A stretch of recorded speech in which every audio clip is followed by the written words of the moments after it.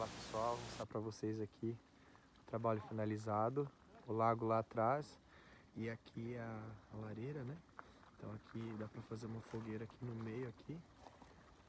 Todo o piso aqui a gente fez com efeito de rochas artificiais e lá no fundo o lago. Ali está instalado os LEDs, dá para mudar de cor aqui pelo controle, como vocês podem ver. Azul. Quem está aqui dentro da casa consegue ver todo o lago daqui, ó. O efeito também aqui das pedras aqui na lareira. Esse lago aí tem média aí de 4 metros, a cascata 1,80 m mais ou menos de altura. Olhando daqui de longe, dá para ter uma noção melhor.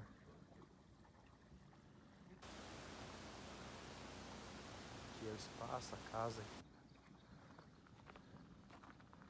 Vou mostrar de longe para vocês verem.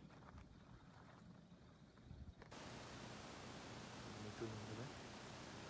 É isso aí. Se vocês desejarem maiores informações, orçamentos, manda mensagem pra gente.